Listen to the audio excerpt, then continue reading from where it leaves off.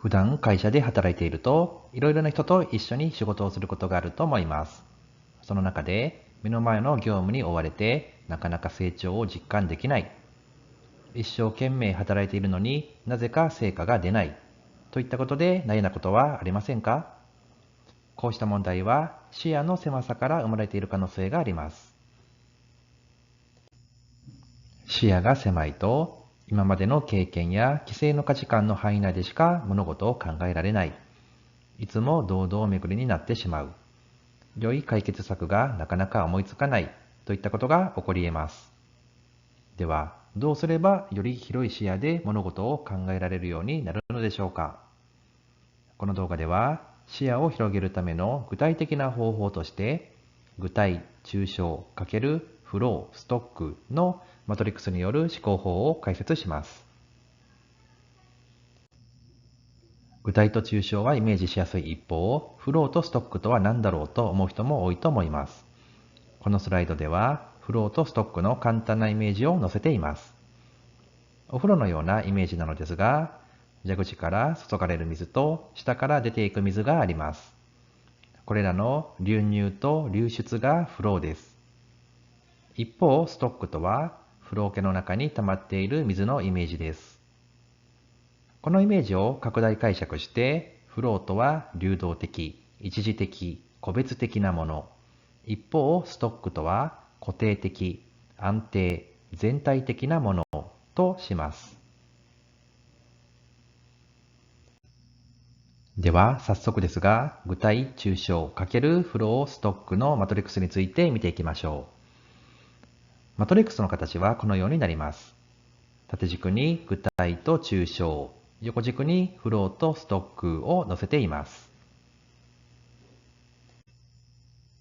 実際の疲れ方を見てみましょう。ここではニュートンによる重力の発見をモチーフにして考えてみます。例えば、リンゴが木から落ちる、みかんも木から落ちるなどの個別の現象を観察します。これは具体的な一個一個の出来事なので、具体×フローの領域に入ります。次に、すべてのものは下に落ちるのではないかと仮説を立てます。これはすべてのものという抽象的なものに対して仮置きで一時的に立てた仮説です。よって一時的という特徴を持つフローが当てはまります。これらのことから抽象×フローの領域に記載されています。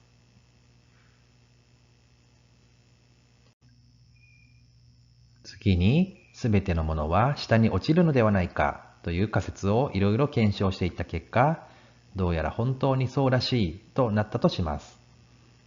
検証の中で、落ちるというよりも、お互いに引き付け合うということだと徐々に解明されていき、少しずつ変化しながら最終的に万有引力の法則というものができたとします。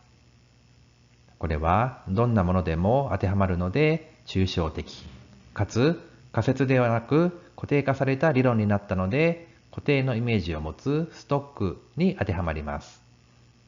よってここでは万有引力の法則は抽象×ストックの領域に当てはまります。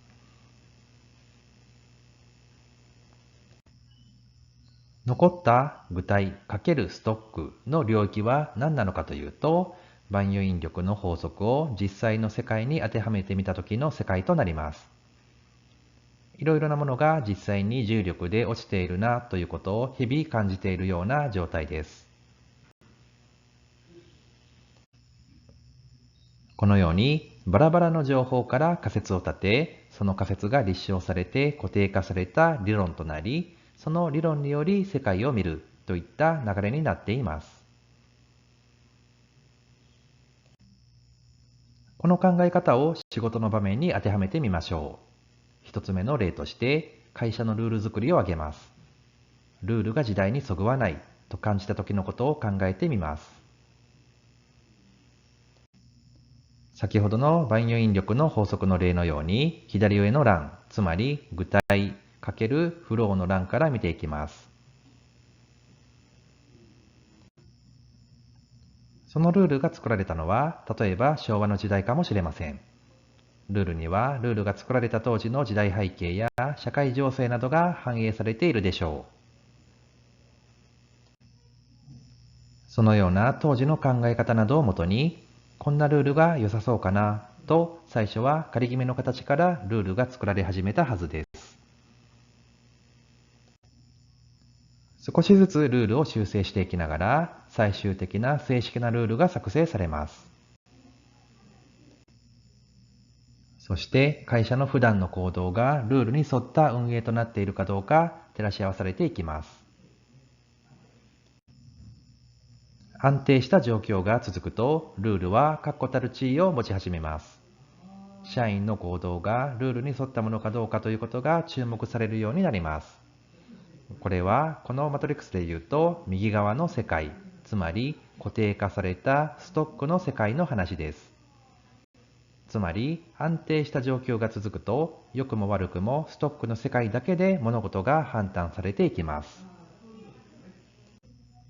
しかし、例えば産業革命が起きたり、インターネットが登場したり、AI が当たり前になったりと、大きな変化が起きたときはどうなるでしょうか。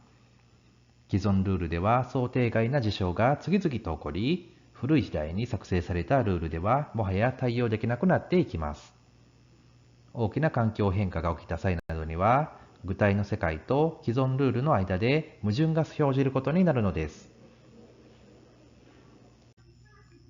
新たな時代には新たなルールが求められます。フロー、具体には新たな時代背景や新たな社会情勢、また技術革新などが考慮される必要があるでしょう。それらを前提とした上で新たなルールが作成されていく。また会社での皆の行動は新しいルールに沿った運営となっているかどうかが確認されていくということになります。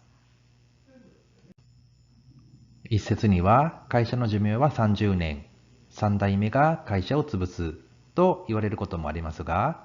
それは30年もすれば社会が大きく変わっているのに、昔の体制を引きずっているから、変化しないといけないのに変化していないということになってしまっていることが、それなりに多いということの裏返しなのではないでしょうか。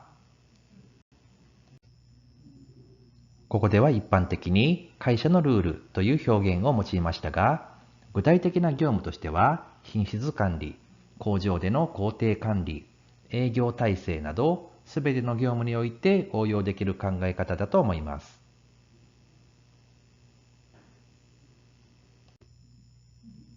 次の例として、新規設備の導入関連として工場の生産性がこれ以上上がらないと感じた時のことを挙げてみます。現在の工場での作り方、工程ができたときは、当時の技術動向や人口構成が前提となった上で決定されたものだと思います。例えば昭和30年代などで自動化設備はまだ少数であり、若い職人がたくさんいた時代であったとします。そのような時代背景では、金属加工をするにしても、汎用フライス板を新たに導入しようといった前提で工場が増設されていき、職人が日々生産していたこともあったと思います。このような状態で安定した状況が続くと、汎用フライス板で加工することが当たり前となります。しかし、環境が変わったとき、例えばマシニングセンターという自動化設備がどんどん普及してきたとき、また少子高齢化もあり、職人が減ってきているときはどうなるでしょうか。例えば、周りの会社はどんどんマシニングセンターを導入して、新しい仕事が増えている一方、自社は昔ながらのフライスメインで職人が日々生産しており、売上も減少傾向。環境が変わると、本当にそれでいいのと思う状況となり得ます。環境が変わると、その新しい環境への適応が求められます。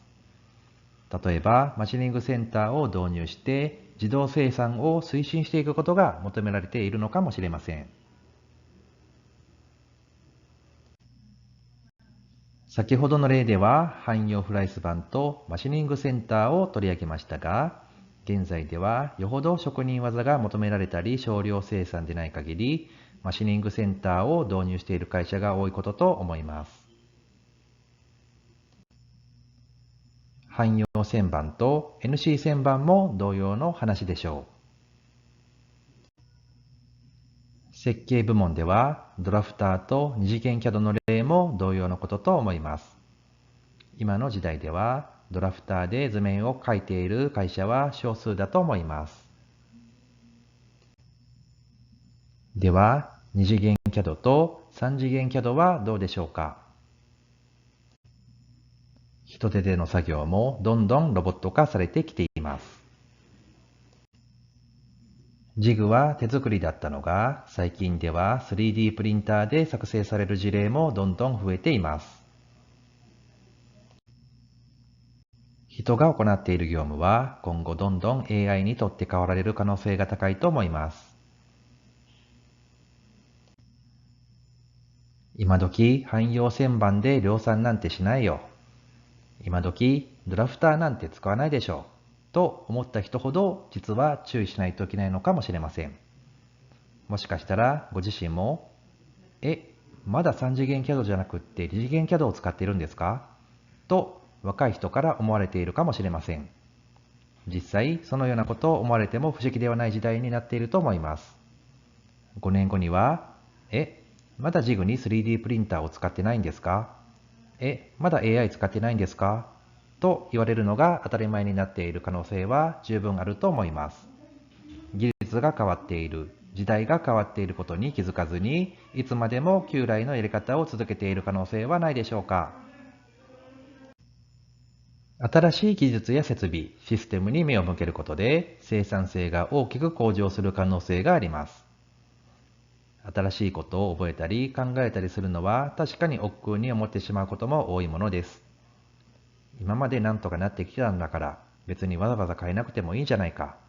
という心の声が聞こえてくることも多いでしょう。逆に言うと、そのような心の声に打ち勝ち、新たなチャレンジをし続けられる人が本当に優秀な人なのだと思います。まとめです。仕事で行き詰まりを感じても、今までのやり方を変えずに、とりあえずもっと頑張ろうと思ってしまいがちなことも多いと思います。今までの経験や既成の価値観の範囲内でしか物事を考えられない。いつも堂々巡りになってしまう。良い解決策がなかなか思いつかない。そのような悩みを抱えている人は、一度立ち止まって視野を広げてみることが大事です。今回の動画では、具体、抽象×フロー、ストックのマトリックスによる思考法を具体例を用いながら解説してきました。変わらないといけないものを変えないままにしていませんか？視野を広げると新たな突破口が見えてくる可能性があります。